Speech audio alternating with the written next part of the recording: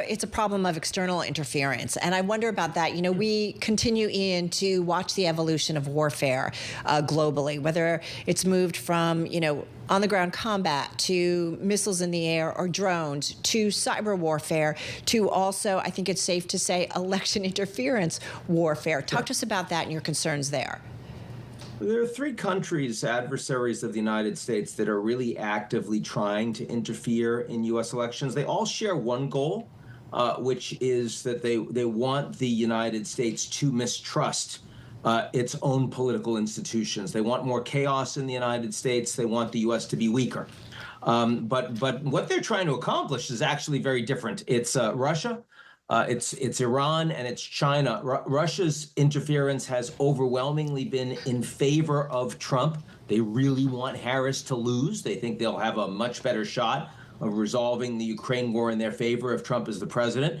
The Iranians, who really want Harris to win, they actually, in addition to interference and also leaking all sorts of classified, components of the Trump campaign that they wanted the U.S. media to run with. They've also tried to assassinate Trump and members of Trump's cabinet, like Mike Pompeo. And I'm kind of stunned that hasn't gotten more media attention, frankly. And then you've got the Chinese, who, of course, are much more involved just in collecting intelligence on everybody involved in the election. But their interference has been mostly on the down ballot in Congress, where they feel like no matter what they do, they're dealing with a very, very strong and bipartisan anti-China sentiment. And they're trying to put their thumb on the scale in favor of those few that are running in Congress that move in the other direction. What's more worrisome to you, though, that election interference, which I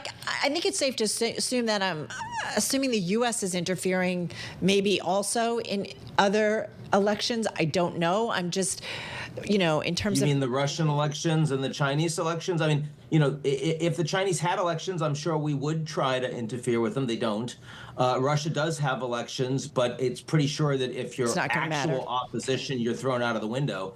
So, I mean, the point is we do engage in espionage. Right. But a democracy, especially a democracy that is in crisis, is more vulnerable to interference from adversaries. And absolutely, the biggest danger is internal. If the Americans weren't so willing to think that their enemies are inside their own country, our real enemies would have much less capacity to undermine us. But they are taking advantage of our vulnerabilities and our political dysfunction.